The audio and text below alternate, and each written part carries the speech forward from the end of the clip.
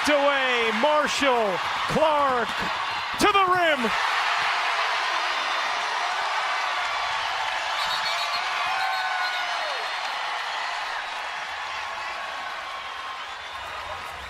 An 11-0 Iowa run.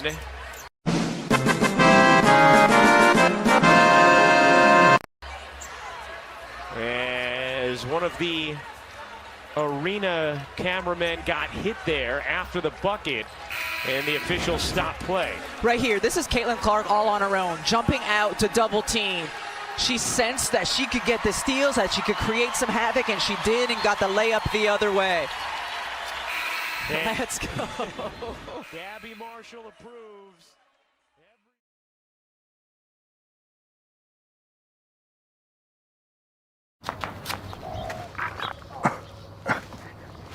I drive a very nice car.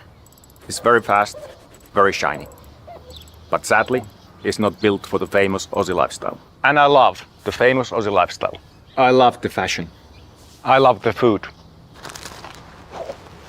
But mainly, I like to drive here. So this is my second car. Designed for my second home, Australia. Bike rack, rod holders, roof racks, thong storage, Built-in pie oven. freshwater shower. Oh, hey Barrel. Valtteri is having a little shower too. Budgie Smuggler drying system. BRS, buck reduction system.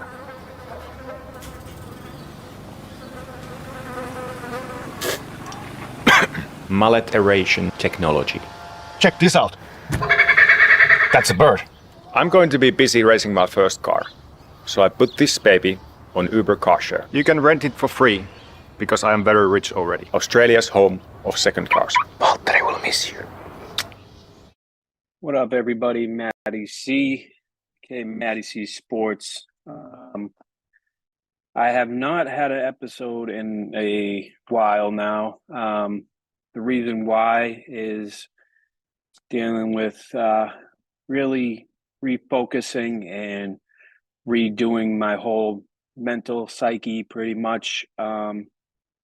I did have a concussion a few months ago, or I should say a month or two ago, and that in the mental aspect of it was really messing me up. So I will be back very soon. I want to thank everybody who's reached out to me to make sure I'm okay, make sure everything's good. I do have a very big and positive announcement now. So me, myself, I'll be running the Boston 10K June 23rd, 2024, which for me is a big thing. I mean, I've torn my meniscus in my knee. I have done 5Ks in the past, but this one means something. I did have news to me about my mother's health, and she's in good spirits and all that good stuff. So I'm very happy for that. But my goal is to not only cross the line in an hour and 6 minutes, which I know is not the standard for a 10K, but just this medal is going to my mom, man. She's done so much for me through my mental health journey, my journey through life, and I can't thank her enough for that. So with that being said, I will be running that. It's in co-partnership with the BAA, over here, Boston Athletic Association, who also does a Boston Marathon coming up this Monday. So with that, I'm saying that I'm very excited for this. Never did I think I was going to have the courage or even think about doing this. Kind of like the podcasting. Never in a million years would I say that I'm going to go into podcasting, but here I am, and I'll be back. I promise you guys. So thank you guys, all the teams who supported me, all the fighters who have supported me, the boxers who have supported me, the MMA guys, everybody in this inner circle, whether you've been on my show once or a million times, I thank you. and my family, my daughter Sadie, and my wife Ashley, my mother, like I said, and the rest of my family. And yeah, it's been a tough road, but this is something that I think will be a very positive thing for myself. So yeah, and my thing I wanted to do is I was going to create a shirt that I was going to wear on race day. I don't know what I'm going to put on the front yet, but on the back, I am looking for people who would like to sponsor me for, gym membership, or, the proper clothing, or I should say apparel, or, gym fees, and just stuff for training. It's a lot, and people, you just don't grab the shoes, the Nike your Air Maxes, or you don't grab your Adidas Sheltos and just run it. Nah, it don't work like that. Or you want to go Larry Bird and play a game of basketball with some Converse all stars and stuff. So yeah, I'm doing that. So I just want to extend a welcome to anybody who would look out to want to do a sponsorship.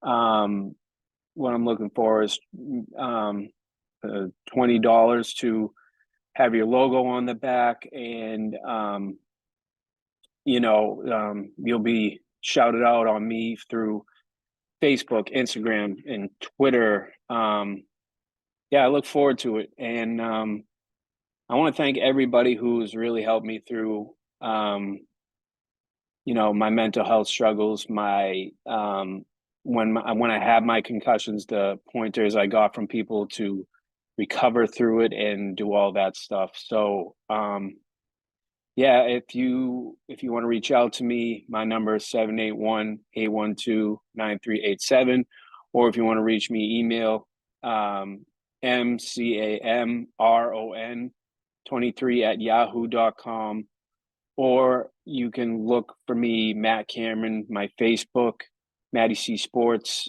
Facebook, Instagram at Matty C, Facebook, MATTIE, as you see over here, and my other Instagram page, Matty C23. My Instagram, I think, is mcameron23, but I'm not too sure. I'll have to look that up. But again, I want to thank everybody, and I especially want to thank my producer of my show, Matty C Sports, Keith Hayes, who has been exceptionally helpful through worrying about my health, my mother's health, and everybody in my family. And Citizen One Productions, that's our team and family, man. We're a family. So yeah, so if anybody wants to reach out to me. It's June 23rd, and look for me, and I'll send you all the link to my tracker throughout wherever in the city of Boston. I look forward to it, and I love all y'all no matter what, and I'll have some updates from everybody soon. Oh, and to all the sponsors who I have already: Iggy, their fight story; Kendrick Ball Jr., great fighter,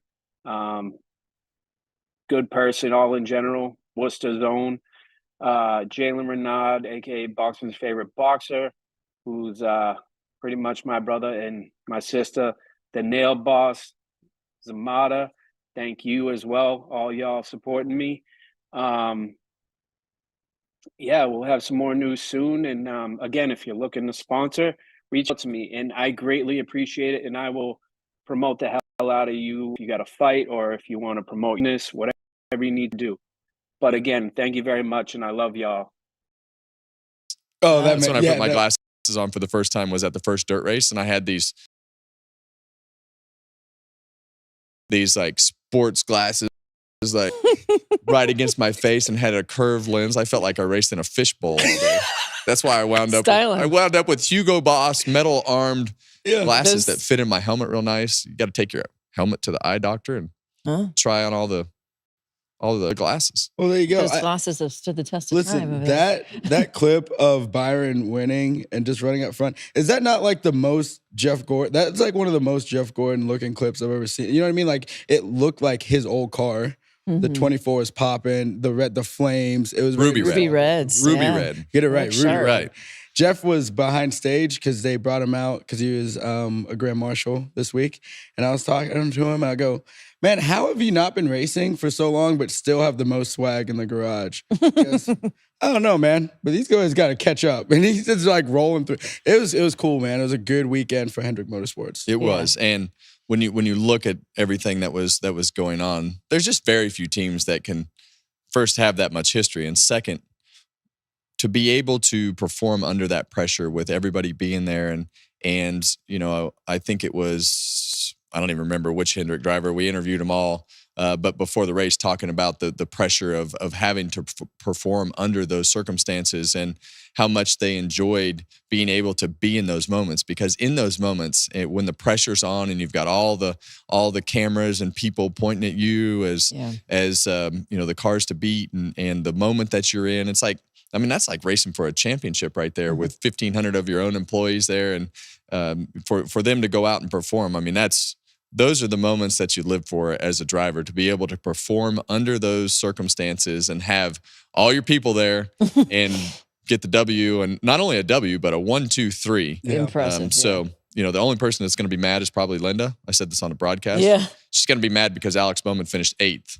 Yeah. Yeah, she's going to be like, well, why didn't we have 1, 2, 3, 4? Yeah, why didn't we have 1, 2, 3, And 4? that's my favorite thing about the Netflix show. That's one of my favorite lines with when Linda said that. Yeah. Well, I expect to have all 4 in the I remember playoffs. that. Yes. In the championship In the championship run. four. Yeah. We should have all 4 in the championship 4. Hey, But tough those are the critic, yeah. expectations that they quietly have. They aren't going to come out. Rick's never going to come out and say, hey, you know, we expect to have all 4 cars in the championship 4. But that's, like, I don't think she's really joking. No. I don't either. Because the expectation from Hendrick Motorsports or Hendrick Automotive Group is to be the best. And when you get in those private meetings with Rick, he's going to have, that's what he talks about. He talks about, what do we need to do to win?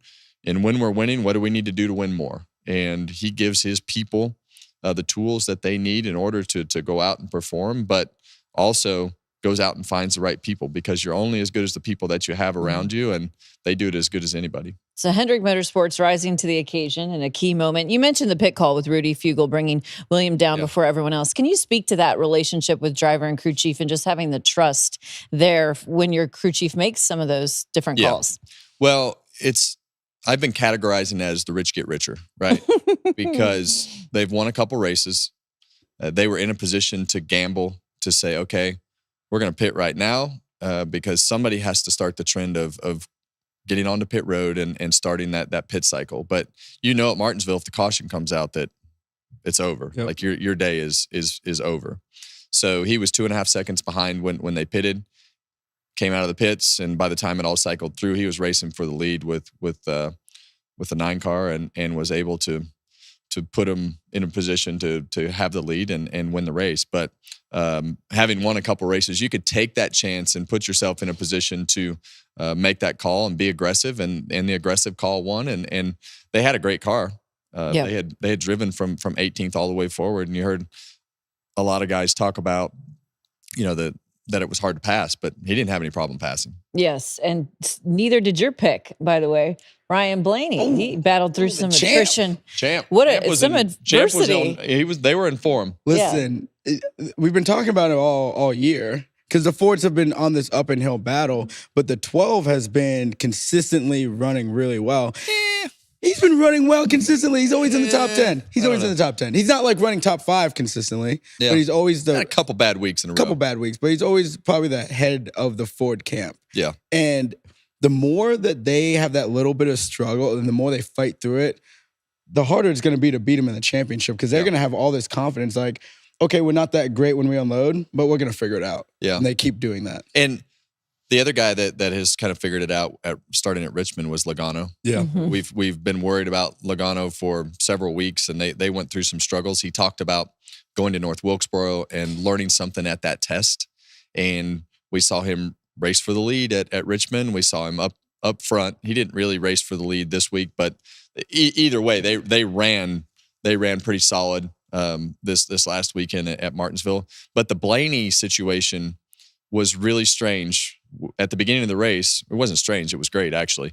Beginning of the race, he felt he was going backwards. Yeah. And, he couldn't find his way backwards fast enough at the beginning of the race. And then they had a pit stop. They came in, they didn't get the adjustment in the car. It actually was so bad that they actually came back to pit road, made the adjustment. And from that point on, they just continued to march forward. They made their car better. And by the end of the race, he was up racing in, right around the top 5. So that's the type of day that is championship caliber. Yeah. But both of those cars, 22 of Joey Logano and the 12 of Ryan Blaney, both had good days. Chase Briscoe had a good car. Yep. They didn't perform on pit road like they need to. If you're going to beat the Gibbs cars and the Hendrick cars, you're going to have to make good pit stops consistently for the most part. And they flubbed up one time on pit road, and next thing you know, they were 8th to 10th the rest of the day. Yeah. and didn't make their way forward. Josh Berry had a good car. They were terrible on pit road the whole day. Hey, race fans, thanks for watching our video. For all NASCAR on Fox News, content, and the best clips from Fox Sports, be sure to follow and subscribe to our channel.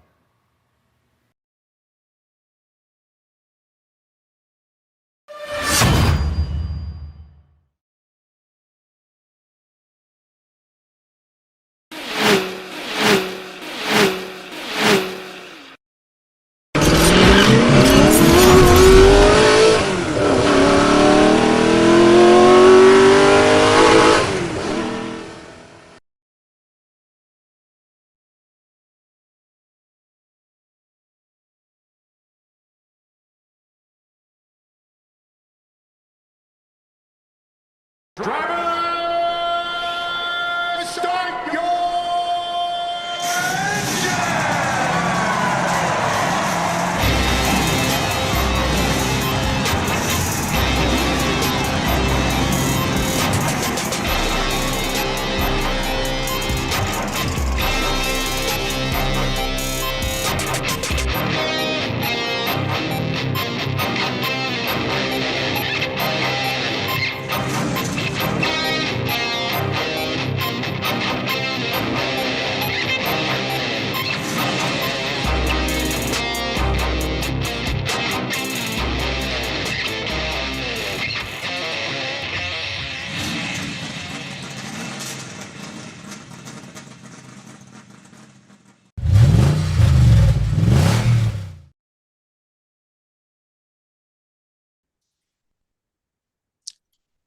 Good evening, race fans. Welcome to the Drafting the Circus program brought to you by Sinister One Productions.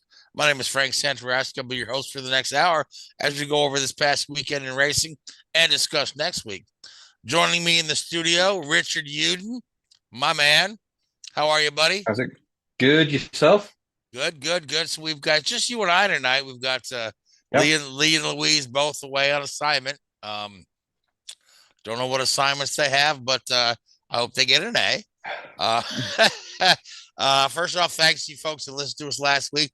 Thanks to our sponsors, Maddie C Sports, which is another fine podcast that comes out of the Sinister One Productions stable. Luis Torres Multimedia, and Uber Australia. Again, if you're in Australia, you need an Uber. There you go. So, so Richard, you spent your weekend in Martinsville. I did. At the racetrack, which is one of my favorite racetracks, my old stomping ground. I used to live in Roanoke, Virginia, and in Blacksburg, Virginia, which are both just, less than an hour drive down to Martinsville. So one of my favorite places. So we had a pretty special race there for Hendrick Motorsports, their 40th anniversary. They had special liveries on all the cars, lined up. And then at the end of the day, their drivers finished first, second, and third. Imagine that. I know. I mean, you can say, the fix is in. Kind of reminds me of, the year that McLaren won every Formula One race except Ferrari won in Italy the same year that Enzo Ferrari died. But being as it may, it's hard to say the fix is in because the Hendrick cars are strong week in and week out. whereas the Ferrari thing was a little more of an anomaly. And Byron certainly, leading in wins this year so far. He's trading them back and forth with Denny. So, what were your impressions there in Martinsville? So, if you take the Cup race, basically, I think one of any 5 cars could have won that race. The 3 lead Hendrick cars, the 24, the 9, and the 5, I think all look reasonably quick at times. And the 11 and the 23. I think those 5 cars were the class of the field by quite a long way. They could make a move. That was one of the problems with the race, really. You couldn't. It's really, really hard to pass around there. Even, you could even take some of the guys, 10, 20 laps to lap somebody who was a good chunk of pace off the leaders' times in open air. When you got stuck behind these guys, you just couldn't get past them. That was a real challenge, and you saw, it was interesting. You could see how it would. The gaps would fluctuate between the leaders as they moved through traffic. It was fascinating to watch in a way. A lot of green flag running, so people, boring race. Well, if you like wrecks and restarts, then yeah, it probably was. But I think fundamentally it was a pretty good demonstration of driving by most of the field. Very, very few incidences really throughout the race. Chris Bell had a couple of issues with his right front tire there, span at one point, and then had Tiger down, and then with a few laps to go, John Hunter Nemechek looked like he had a right front brake rotor failure or something similar to that, and that actually brought out the end of race caution, which resulted in the overtime finish, which was probably the only real excitement of the day without being too negative about it. But and on that restart there, Denny pitted, hoping to drag a lot of other guys down pit road with him. Nobody else went. And with 2 laps to go, Denny didn't have a chance, being mired back in the field, and brought it home 11th. A double top 10 finish for 23-11. A really strong performance by Bubba. We've often seen with him. Bubba came home, what, 4th? 4th, yeah. We've often seen with him, he'll have a strong start of a race and then strut back, or have a poor start and come through the field towards the end. But he was there or thereabouts all day. So, really, really strong performance for him. And, moving on to 1.5 miles in Texas next weekend, that's the sort of track where he's normally pretty strong. So hopefully for him, Martinsville is a bit of a confidence boost. But yeah, it was, I think Hendrick had 1,500 employees and former employees there at the race in Martinsville, taking up most of the corporate suites, and they certainly got something to cheer about. You could certainly hear the conspiracy theorists there, but they're quick cars, and they've got some of the best drivers out there. So absolutely, yeah. So I wouldn't call that a conspiracy. They're good. They're good at what they do. They made the right calls. The final stage got split pretty much in 2, and they short pitted by. It was only 2 laps, but I have to look back at the timing and scoring. But William Byron was 3rd, I think, before the final round of pit stops, and pitted 2 laps before Denny and jumped ahead of him coming out of the pits. So, maybe if Denny had pitted on the same lap as William Byron, he would have won the race. So many unknowns and so many perhaps, there, yeah, but I mean, and there's something to be said for the event mentality, where you just rise to the occasion when it's a big deal. They've got all those folks there, all those folks there watching, and they are, everyone on that team is absolutely committed to doing the best job they can. For sure. For those, and not that they don't, not that they phone it in week after week, but here we are, and they really made the most of it. And like I said, really curious, Denny, to come into pits with 2 to go. Yeah, at a Martinsville. I think he'd hope to drag more cars with him. I think he'd hope to drag, everybody behind him in, So, I can see, I think he was third at the time or fourth. I think you'd hope to drag 7 or 8 cars with him, which would have certainly given them some momentum and the possibility of passing a couple of the Hendrick cars. But, unless you are substantially faster and the car in front cooperates. And the track's a little longer. Yeah, it's You know almost what I mean? impossible. It's almost impossible to pass around there. All of the passing that I saw was bump and move. Everything was just on the entry into turn 1 or turn 3. You just nudged the car in front. They'd get a little loose, and you'd take the inside line. That's the only way you could pass, really. So, it wasn't great. Yeah, you could just about get inside somebody, but you'd have to be significantly faster than them to make that move stick. And you've seen it, Frank. You've been to these places. It is quite interesting to watch some of these moves because they can take, 4 or 5 laps. Each time you go through the corner, you're inching ahead just a little bit more and a little bit more. And some of these passes take, a number of laps to complete, and it's fascinating to watch. I love it. I think it was great. Real skill involved. It is. I mean, the bump and run is been the preferred method of passing at Martinsville as long as I can remember. You know what I mean? Yep. I still remember the first race I went to at Martinsville, and it was the first NASCAR race I ever attended. I was a big Indy Formula One sports car guy. Never been to a NASCAR race, but I had moved to Virginia. I'm like, so I'm gonna go check this out, right? And we bought tickets at the gate. So we were literally in row 1 on the front stretch, which is not the optimum place to watch a race. If a football game, that'd be great, but a race, you want to be higher up. So we had, number 1, beer cans and chicken bones flying over our heads the whole race, and tire particles being thrown in our face the whole race. But that race, and it was 89 or 90. I remember Jeff Bodine won, but I do remember all the bump and runs he had. It was I want to say it was Ricky Rudd and Darrell Waltrip, who were teammates at the time, fighting for the lead, took one another out, and I'm like, and that's the single race that actually hooked me on NASCAR. Otherwise, I may never have latched on to starting to watch NASCAR. If it well, we may never have met, Frank. That race started something. That race started something beautiful, didn't it? Yeah, you're absolutely right. So, but yeah. On another note from the race, I'm not wearing this hoodie in homage to the Kansas City Chiefs, as most of you will think. I'm actually wearing this hoodie in homage to the color of the hot dogs at Martinsville. Oh yes, yeah, they have those bright red hot dogs. Everybody was raving about the hot dogs. So, okay, I don't mind the hot dog, and yeah, it was a hot dog. Exactly.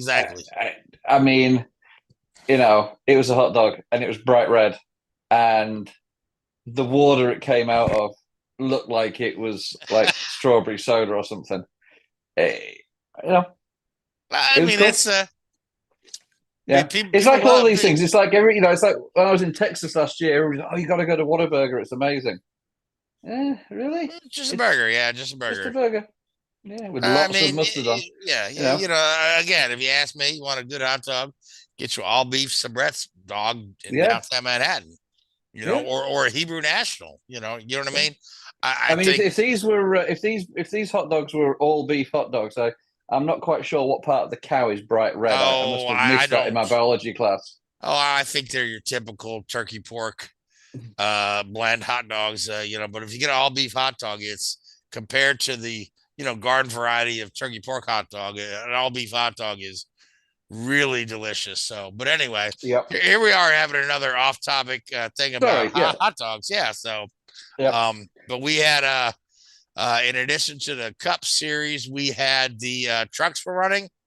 Trucks ran Friday night. I didn't get a chance to go and see that. Apparently, it snowed at some point during that race. Talking to somebody there Saturday night, but we did have an Xfinity race Saturday night, which I didn't get to go to, and that was biblically cold. It was, oh my good grief! So it's a long time since I've been that cold at a racetrack. It was, Yeah, that was and windy, really windy, and you can actually see them. It was interesting because they had Cup qualifying just before the Xfinity race, and that wind was coming, down from turn 4 into turn 1, and you could see a number of the guys locking up into turn 1 with that wind pushing them into turn 1, and that spoiled their qualifying laps. But no, the Xfinity race was you'd say relatively more entertaining than the Cup race from a spectator standpoint in terms of the number of wrecks, cautions, and what have you. You had one restart where Brandon Jones forgot to start or something, I don't know, stacked up the whole field and wrecked half a dozen cars. Then you had Eric Almirola win the race for JGR. I think his first win for JGR in like 13, 14 years or something. Yeah, it's been a while. Yeah, because we actually tested with Eric when he came back over from SHR to do the part-time Xfinity series. He's also one of the backup drivers for JGR in the Cup series. And so to get experience in a Toyota Cup car, we did a test with him in Phoenix earlier in the year.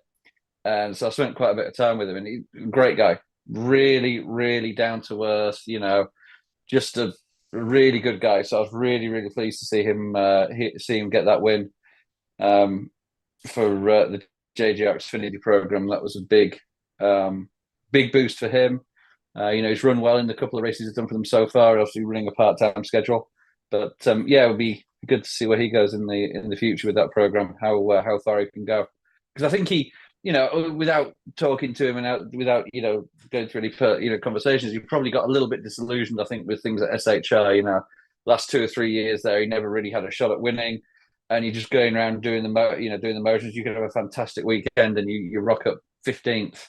It's not great for the motivation when you're putting yourself at risk like that. So I think to get into a car that's competitive and maybe a little less stress involved, I think he sounds like he really appreciates that and is enjoying what he's doing. Well, I mean, that's good. Good for him. I mean, here's a guy who's, it's like, again, like you said, SHR has not been anything to write home about for a couple of years, and yeah, and they're still not. No, I don't know what the issue is. I don't know if it's Tony Stewart's reduced involvement day to day. I believe he did win a top fuel race this weekend. So he's not even there week to week supporting the team. I don't know if Gene has his mind wrapped around Formula One, but that team's not setting the world on fire either. Or I don't know if it's just a matter of engineering or resources or what, but certainly here's a team that's got championships in the bank, and a bunch of trophies at the shop, and they're doing nothing with it this day and age, so yeah, it makes you wonder. Yeah, I mean, there's lots of rumors coming out of there and a lot of speculation about, are they going to look to sell some of their charters at the end of the year? Even talk of them going down to a 2-car team, which I'd hate to see it go that far, but I know there's talk of 2311 looking to pick up one of those charters, LMC looking to pick up one of those charters, Trackhouse potentially looking to pick up a charter. I think Rick Ware is probably looking at anything he can get his hands on for free. So, there's plenty of suits. You're not going to get a charter for free. Well, one of them did go for free a few years ago. That's another story. Yeah. But there's plenty of suitors out there if Gene is looking to reduce the car count there and raise some capital, because there are people looking to invest in the sport, and he's certainly not as the success levels that he's seen recently have been pretty poor compared to his investment, I think. Yeah, and again, it almost feels like Tony Stewart has wiped his hands clean of the whole operation. Yeah. The rumor is, and I don't know how much truth there is in this, so please nobody hold this as gospel. And I think I know where you're going with this, but go right ahead. The rumor is that Tony bought into the team with a loan from Gene Haas, and now Gene wants his money back. Tony doesn't have the money, so they're, it's all a very, very strange situation, I think. As I say, there is by no means is that truth. I've got no inside information. That's a rumor I've heard. I'm pretty certain it wasn't a pure cash injection by Tony when he bought into the team. I'm sure there was some, these weird financial deals that go on. It's not as plain sailing as we'd think. But but that whole situation is weird. I'm like, Richard, I'm going to sell you my car that you don't have the money for it. Let me loan you the money to buy my car from me. So now I've paid the money. You have the car. And you know what I mean? That's literally like, G's probably kicking himself for making that deal. If that's the case, that's the case. Yep. So who knows? Anyway, as I say, there is certainly that's not an inside information. That's nothing, just pure speculation. So please, nobody quote me on that one. Yeah, I was going to say, I've heard the same thing as well, but it makes you wonder, does that open the door to another potential investor? I think they need something. Somebody else if somebody turns out. around and offers, if somebody turns around and offers, 10 million for a charter and there's two of them for sale, that's 20 million in cash into Gene's pocket. That's going to go a long way, and probably helps, to keep helps the other boost, keep the other cars on the track. Yeah, and helps boost the sport.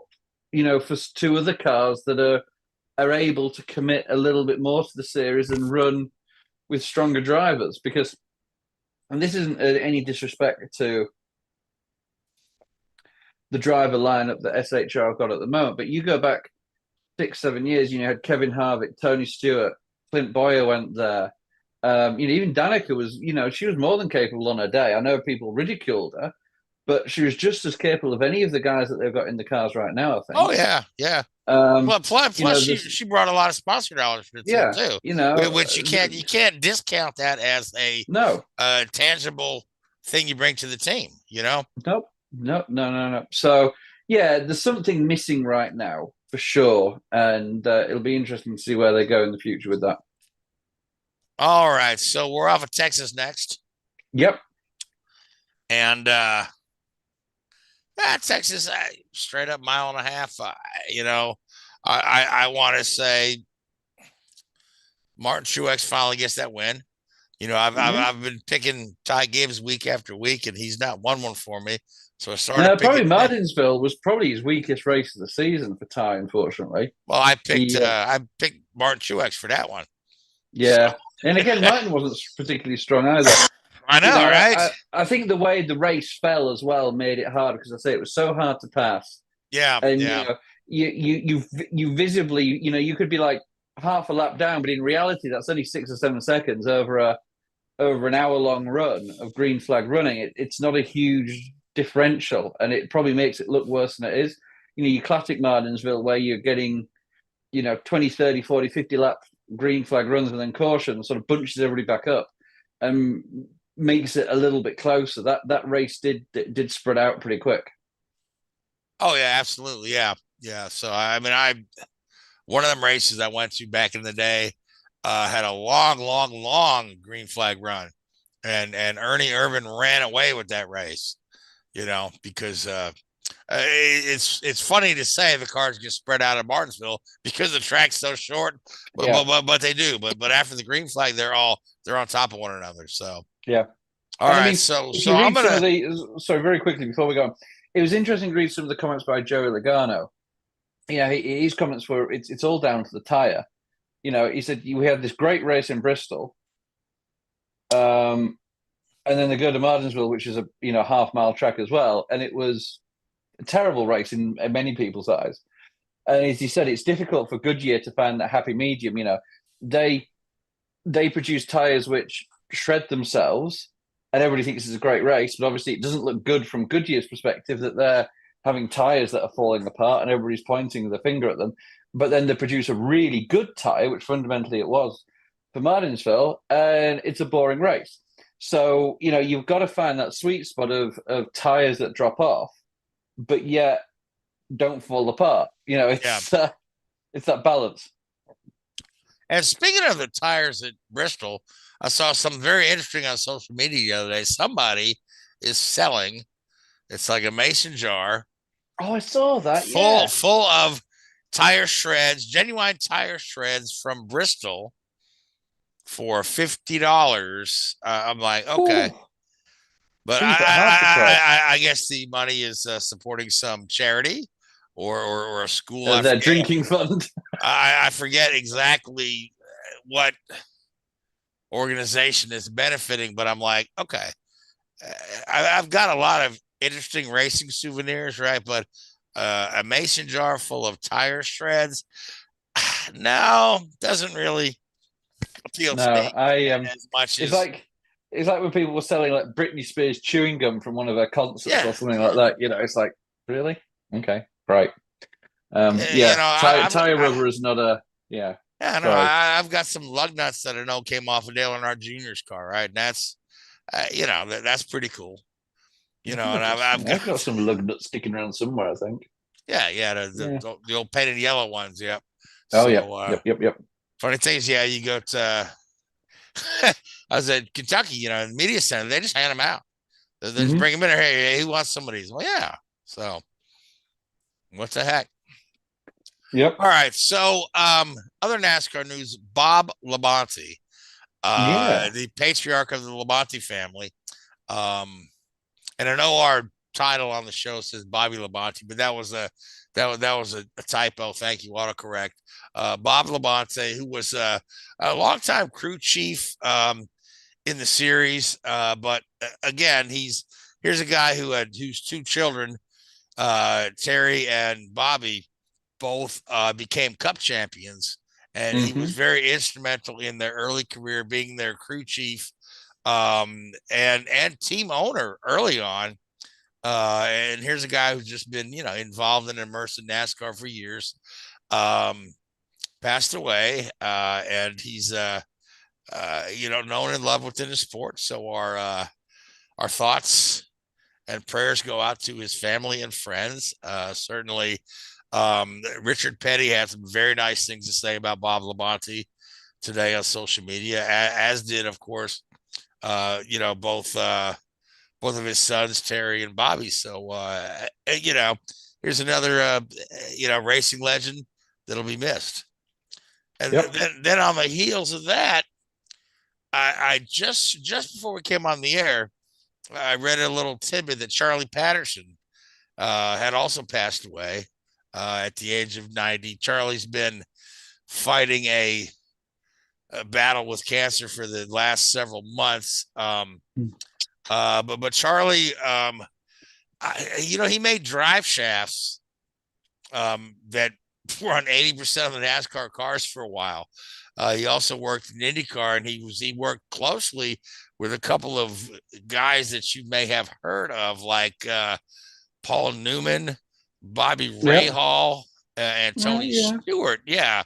So, whatever happened to them? I don't know. Did they make anything of themselves? Paul Newman ended up being a salad dressing magnet. And Paul, another guy, very instrumental in the sports. Paul's been gone, probably more than 10 years now, I'd say. Maybe more. But yeah, Charlie Patterson, another just kind of legend, behind the scenes kind of guy. A lot of, I tried to do a little bit of research on the guy. Honestly, there's not a lot there, but Charlie Patterson is a very common name. So I got all kind of hits on Charlie Patterson, who owned racehorses, Charlie Patterson, who's a lawyer, but the people that knew him really had a deep appreciation for him. And I did find a website, and there's an article about him written about 2019 that described him as Charlie Patterson, racing legend. So again, just our thoughts go out to Charlie, friends, family, and people that he influenced. So there you go. So that's our obituary segment. So Richard, in lighter news, let's talk about Formula One. Max Verstappen had a little stumble for one race. Thanks for Now he's watching right Drafting the Circuits. Make sure to follow Drafting the Circuits on Facebook, Spotify, Twitter. We had a Red Bull 1-2. Yep. Which is not unexpected, but no. Golly, the thing coming out of Japan that most kind of surprised me is Mercedes was so bullish on their updates and their pace, and then they had a remarkably shitty first stint and weren't able to capitalize, and they're left kind of baffled. So I mean, did you get a chance to kind of watch any of that in the middle I did, of the night? yeah. I mean, I think the problem with Mercedes wasn't necessarily the raw pace, it was more the strategy they went for. I think they started the race so taking a step back from there, turn 3 on the first lap, Daniel Ricciardo and Alex Albon had it coming together, demolished the tyre wall, which resulted in a red flag of the race. So there was a second start, which also allowed teams to make strategy changes. And Mercedes went onto an aggressive one-stop strategy on hard tyres, and that just basically just didn't work, unfortunately, for them. So it hid the true performance of the car, I think. Well, obviously, you've got to give them a couple of races, I think, to and these changes they've made, they're not component changes. It's not like they've rocked up the new front wing or a new side pod or anything like that. It's their setup window that they're working in. I think they feel like that gives them a better handle of the car and makes the car more predictable, because that's what it's like. That's what gives you performance these days. All of these cars are pretty much as fast as each other. It's how predictable they are to setup changes and how predictable they are to drive. If the driver's got confidence that when he presses, when he turns in, the car's going to respond, and it's going to respond how it expects, and that makes a quick car. Any car can be fundamentally as quick as another. It's just finding the operating window. I mean, prime example of that was back in 2012 when you had like 8 winners of the first 8 races or something, or 8 different winners, sorry. Yeah. Each car just found the operating window on any given weekend. And, that's, making your operating window as wide as possible for the cars now is the key. And you see that with Red Bull. They've been able to win on pretty much any circuit now. And in the last 18 months, you've seen them struggle at 2 tracks, Melbourne and Singapore, because they've just been outside of their operating window. And it's not because the car's slow. It's the same car as it was the previous week. It's just the nuances of that particular track don't fall within the car's window. And, that's what we're talking about here. So, you've got to give Mercedes a little bit of a chance and see where they go. And, give them a couple of races to really implement these changes that they've, found from a setup perspective, and see where they go. Yeah, I mean, I'm sure they're interested to see where they go. We all know, of course, Lewis is going to Ferrari, and yeah. So, and some folks are kind of wondering if that's the best move, but I think what's done is done, and So, but so Daniel Ricciardo again, DNF, bottom feeding.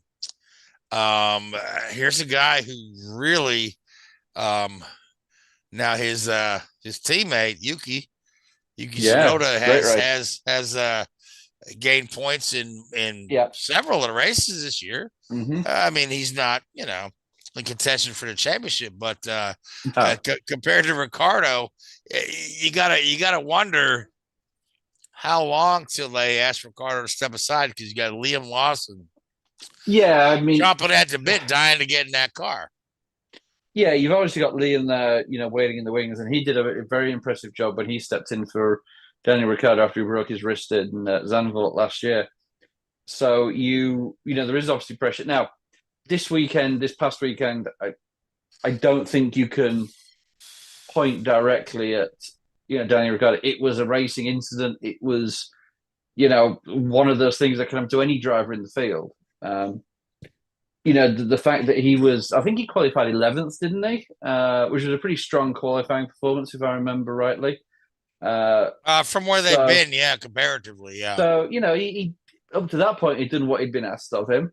And it was just one of those clumsy opening lap incidents that, any other week could have got, he could have gone another way, and they carry on with a little bit of wing damage or something. Unfortunately, in this circumstances, a driver that couldn't really afford the mistake, a DNF had one, and then a team that really probably couldn't afford another repair bill got one. And they'd already had Logan Sargent already crashed in free practice 1 or 2 on the Friday. So, they're up against it. And I actually just want to touch on this a little bit, because there's been a lot of posts on, social media and some of the motorsport publications, mainly from fans, I must admit, about, Williams is an embarrassment, yada, yada, yada, all this sort of stuff. And, they need to find some real money and all this. Well, what people have got to remember here is, under the budget cap now, everybody's got the same amount of money. I think every team in Formula One now is running at the budget cap. I don't think there's anybody running under the budget cap. And if they are, it's minimally under. This isn't a resource issue with Williams. This is an issue with legacy of where they've been and what they're dealing with to get back to where they need to be right now. So let me ask you this real quick, because I think I know where you're going with this. So, like a Red Bull, even though they're spending less than they have in the past, they're spending at the cap, right? Mm-hmm. They have plenty of spares and extra chassis and stuff that they've already paid for in the past, where Williams does not. Is that kind of where you're getting at? To a certain extent. Well, what you've got to remember is, a lot of these teams, when the budget cap was announced, started to front load their expenditure. So 2 years before the budget cap came along, teams like Red Bull, Mercedes just spent all the money they had on infrastructure. So wind tunnel upgrades, fabrication upgrades, machine shop upgrades, all this sort of stuff. They just would go crazy over it. And teams like Williams couldn't afford to do that. So, and I think it's being highlighted by James Vowles being there. James has obviously gone in having, goodness me, he was at what was Honda when I was there, and I worked with him almost 20 years ago. So he'd been around the Mercedes team in many guises for a long period of time. So he knew that place inside out. And the resources they've had over the last 20 years have been second to none. And so he's used to having the greatest autoclaves for the carbon fiber manufacturer, the greatest CNC machines, the greatest test rigs, the greatest wind tunnel facilities, all of these things. And it's not to say by any stretch of the imagination the Williams facilities aren't good, because, I've seen them. I've been there. I spent 2 years working there, and they do have some very, very good facilities, but they're not as good. They worked with the budget that they had back then. Now they have a more competitive budget. The resources that they have can't produce 3 chassis in a winter. And a chassis these days is a way, way more complex than it used to be. Nature of the sport. And you can't just build a chassis. If you've got a certain amount of money, so now in Formula One, as much as you look at engine performance, as much as you look at aerodynamic performance or mechanical grip or whatever you want to call it, or driver preparation, those are all segments of your budget that you will allocate. You will allocate, of your $160 million or whatever it is, you'll allocate $50 million to aero development, $40 million to fab, whatever it may be. You've still got to allocate money to grow and expand. And that's where Williams have been spending a lot of money in recent years to improve their infrastructure. Now, as part of the cost cap, you have your $160 million cost cap. Then there's also a capex cap as well. All right, so you're allowed to spend. Richard, I'm gonna tell you this right now. I need you to go ahead and keep talking. Yeah, I've got a quick situation going on upstairs. My dog is barking at somebody. So I'm just gonna let you keep going with that, and I will be back in like less than 2 minutes. I'm really sorry about this, but you got to see what's going on. I'll just talk to myself. Okay, so you have your normal budget, $160 million budget, and you also have your capex budget, which is a certain amount of money that you can spend. I think it's in a 3-year period on major infrastructure development. So new wind tunnel, if you wanted to build one of those,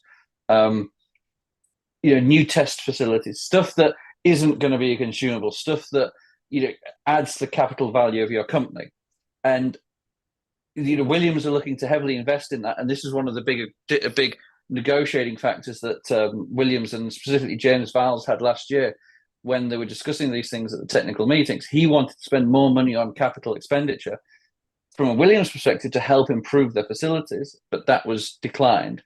So they've had to make the strategic decision of basically, do we build a third chassis, or do we put that money and time and resources into improving, our autoclave manufacturing facilities, our test facilities, our Aero department, our CFD department, whichever one of those things is seen to be lacking. And they made the decision, looking at the big picture long term, to take money away from chassis production and put it into these areas as well. Now, unfortunately, as we saw in Australia, a couple of weeks ago with Logan Sargent and Alex Albon, they didn't have a chassis available to them.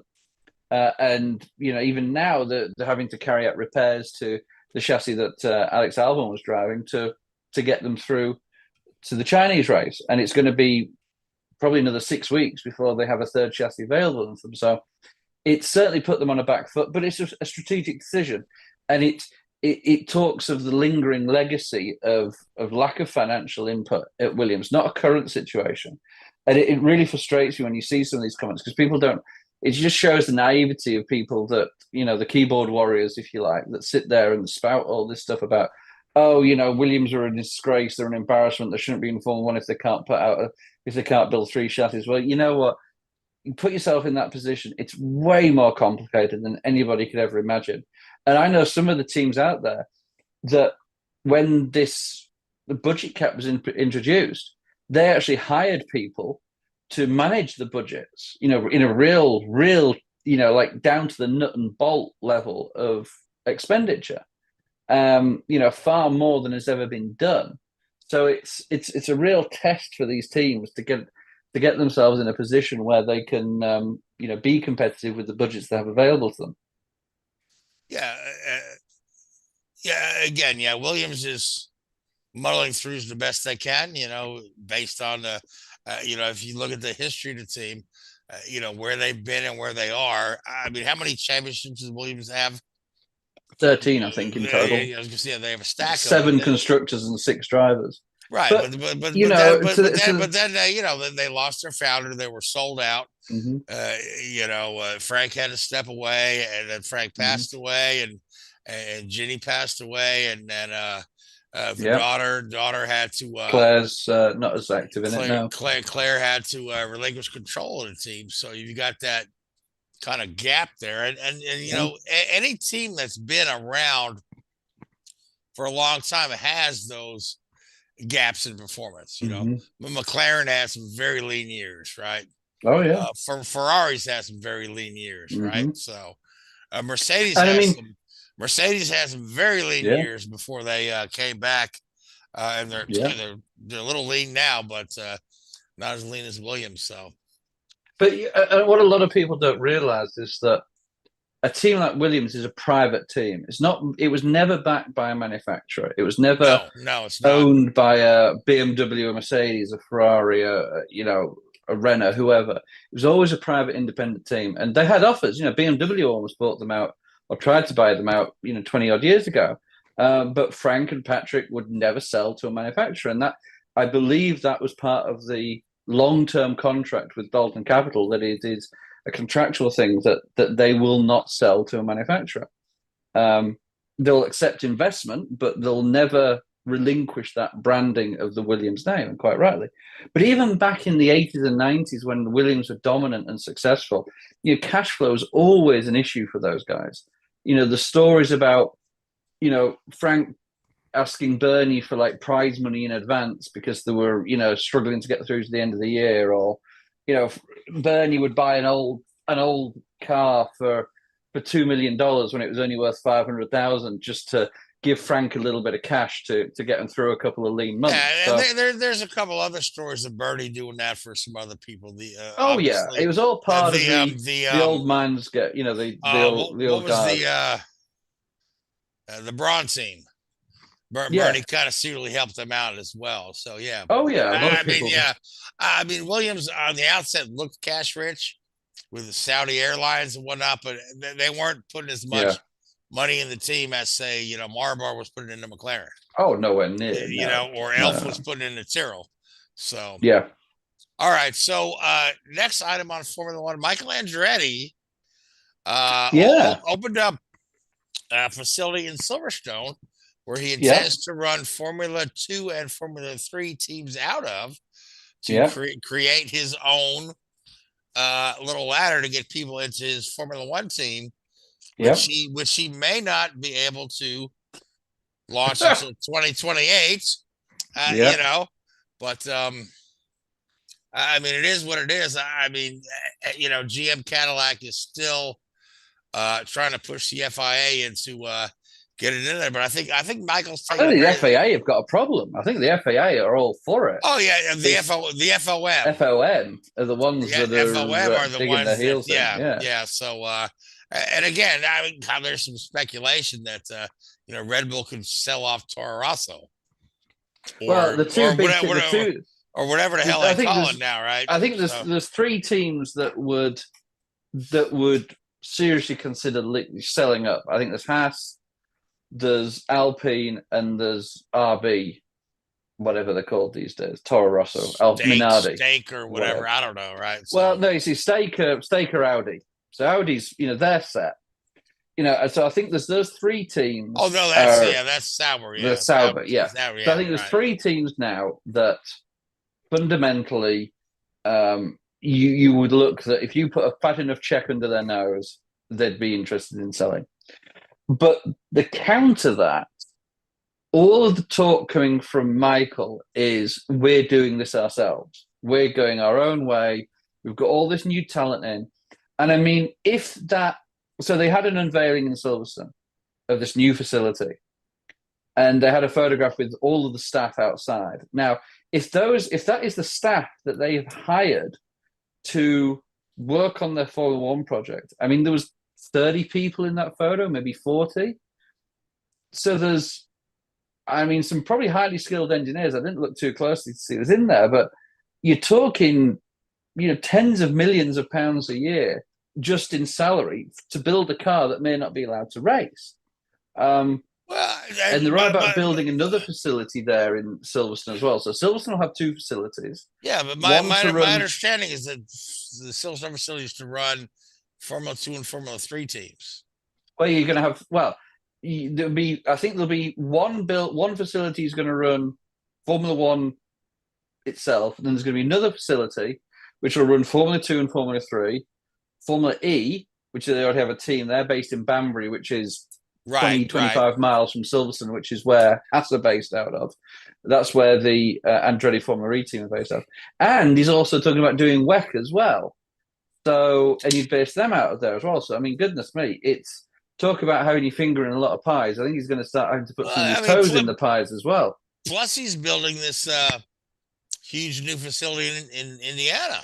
Yeah. So, I mean, I don't know if he's trying to call the bluff of FOM and say, hey, look, come on, we're showing you what we can do.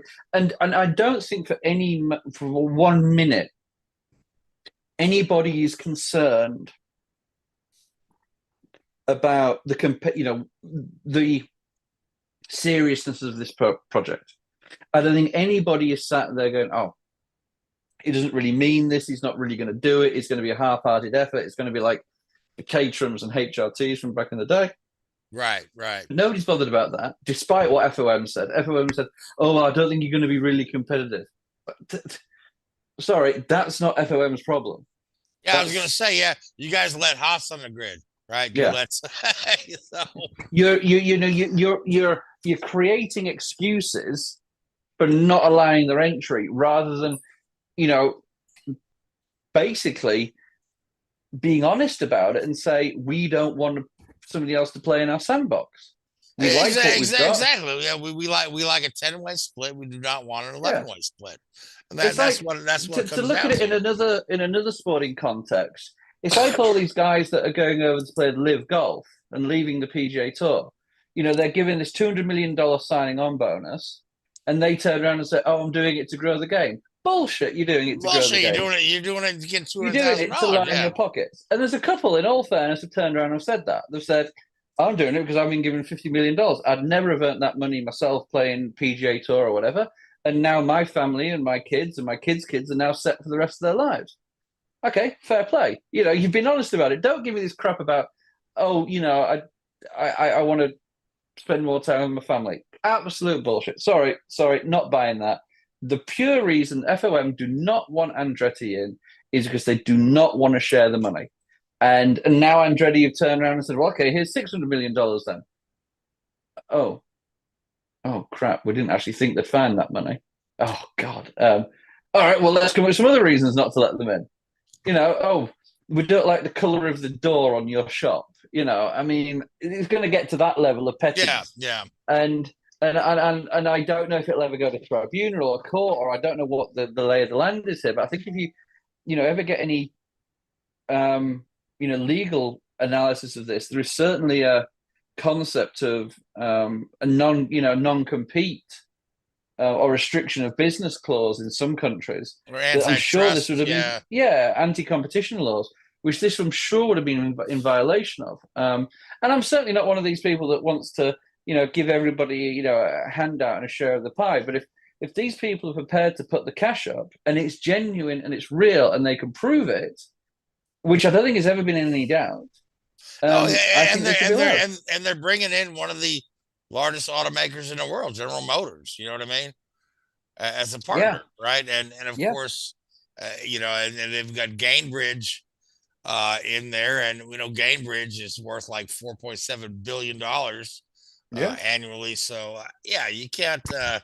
So I think Michael's just going to keep throwing everything he can at him. I mean, do you turn up in Australia in 2025 with a car and a team and wait to be let in? I don't know.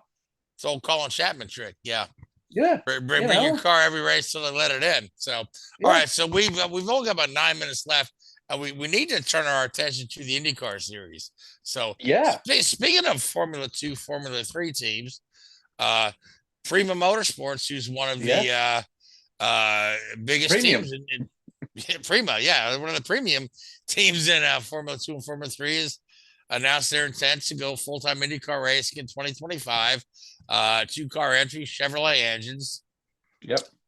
Not a lot of detail beyond that. They did say they would love to have for their drivers, one of them to be a veteran of the IndyCar series, and the other to be a young guy probably out of one of their programs. So that'll be interesting. But but the history of Formula 2 guys coming into IndyCar is pretty strong. You look at guys like Lundgaard, Eilert, Marcus Armstrong. It translates pretty well. So we'll just have to keep an eye on the pulse of that, and see that all the plans come. Hopefully, like you told me, hope they last longer than Carlin. Right? Carlin came in with high hopes, and not a lot of money, right? So it's a really weird scenario and weird situation. But I mean, their pedigree is pretty strong, man. Carlin's was pretty strong as well. But they obviously have a pretty big stable of young drivers and young competitive drivers who may not always get that shot into Formula One that they're looking for. And it gives them another. Correct me if I'm wrong. Did not Prema also try to put a bid in to get a Formula One team that got rejected? I believe so. A few years ago, one of those statement of interest or whatever they're called. Declaration of interest.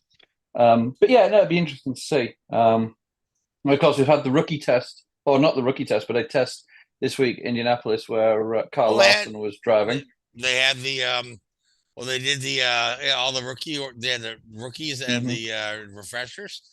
Kyle Larson was second quick in the morning session.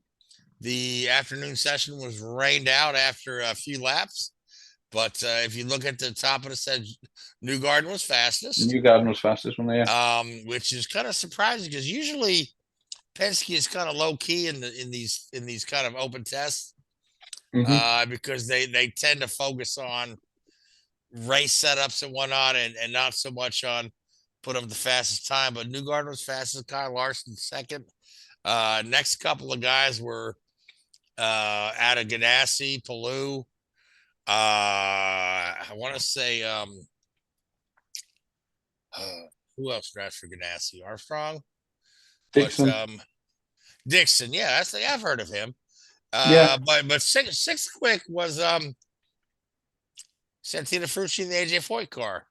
Okay. And if you recall, I mean, Santino finished third in the 500 last year in the Foyt car, qualified well. So that's them picking up where they left off, and they're having an assist from Penske Racing this year as a technical partner. So that's all. Unfortunately, it looks like the session tomorrow is probably going to be a total washout. Hopefully, Friday is the rain makeup day. Hopefully, the weather clears Friday and we can get some more laps in. But it really, as far as Kyle Larson is concerned, so many people wanted him to try this. They thought he'd be good at it. And guess what? He's pretty good at it. Pretty good at it. Yeah. I mean, obviously, running test laps is different than, all 33 cars on the track in race conditions. But, I mean, if anything, we know that Kyle Larson is very versatile. Yep. And can hop from car to car, on a whim and do well. So, he, when's the last time a guy had won the race just on a walk-on? You know what I mean? Yeah.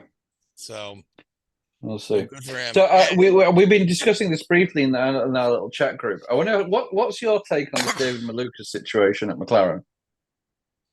Well, I mean, so they've got Callum Ilott in the car for the test. Yep. They have, of course, Callum Ilott's going to be in Imola for Long Beach, so they have Theo Pourchaire lined up for Long Beach. Obviously, they didn't put Theo in for the oval test because, Theo's got no experience on an oval. It makes more sense to get Ilott in there who's got a full season of IndyCar behind him. But, it seemed like a broken wrist should have healed quicker. But I mean, you look at one. But then again, it's not. It's been probably 8 weeks. Yeah, I mean, I know everybody's different and every injury is different. And goodness me, I'm not trying to cast any doubt over it. But remember when Lance Stroll broke his wrist at the start of last season? He broke his both wrists, like 3 weeks before the first race of the season, and he still raced. Now, I know everybody's going to say, "Oh, well, Formula One's got power steering, yada yada yada," all this sort of stuff. Okay, all right, we know. It's okay. Okay, so Joseph Newgarden broke his wrist, and then won a race at Iowa with a broken wrist. Yeah, I'm just saying. So I don't exactly. I don't know what the extent. I don't know. I don't know what the extent. I'm not for 1 minute saying he hasn't broken his wrist. For goodness me, I'm sure there's an injury there, but I wonder if we've all seen it. There's these. Oh well, the money's not coming forward that was promised to the team, and if it's a case of where he's not driving, so we're not paying, and then they're not going to race him because they haven't paid, and I don't know. I'm just pure speculation. But he's still there to support the team. He's still wearing all his Aero gear. Yeah, it's a strange. He was at Thermal. I honestly think there's nothing there that doesn't meet the eye. You know what I mean? Okay.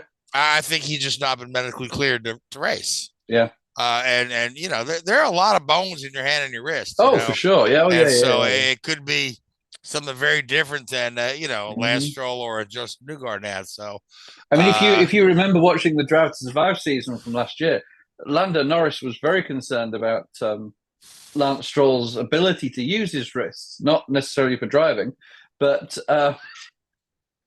Okay. Yeah. I have to go back and watch that episode. I will, yeah. So yeah. All right, so we got one minute left. Several announcements and livery reveals at the Speedway this week. Catherine Legg will be in a Dale Coyne car. That takes the entry list up to 34. And if Able Racing gets a primary sponsor, that'll be 35. So that'll be 2 bumps.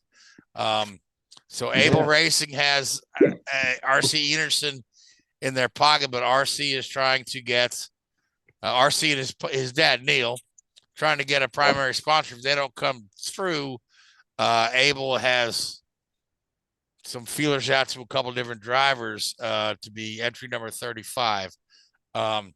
Livery reveals for Connor Daly, who's got the Elite IndyCar logo on his mirrors, and sponsored by Polka Dot, which is another cryptocurrency. Catherine Legg car sponsored by Elf, and not Elf Petroleum, but rather it's a cosmetic company, and I believe the Elf stands for eyes, lips, and face. Not Will Ferrell, then? No, not Will Ferrell, and not Buddy the Elf. Terrell. So,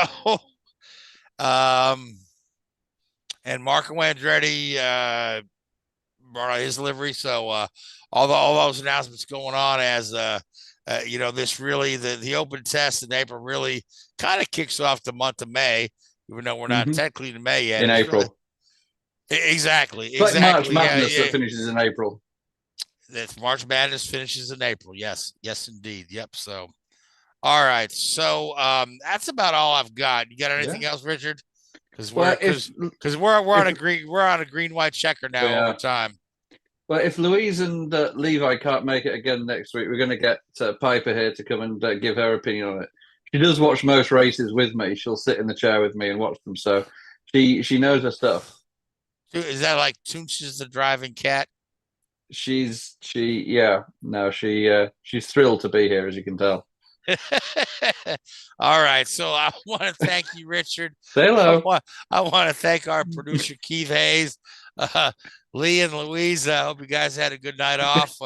Again, thanks to Keith sat there thinking, "What am I doing producing these clowns?" It was going so well. All right, thanks to Louise Torres Multimedia. Maddie, is it Maddie C or Maddie D? Maddie C. Sports, Maddie D, no C. I don't know what keeps trying to. Maddie C. I got it right the first time. Yeah, thanks to Maddie C. Thanks to again Uber Australia. I mean, I don't know why we're pushing that other than the fact that I love their commercial, but most of all, thank you to the folks that watch us every week, and of course, thank you to Facebook Live, Spotify, and YouTube. But till next week, I mean, you guys have a good night. See you later.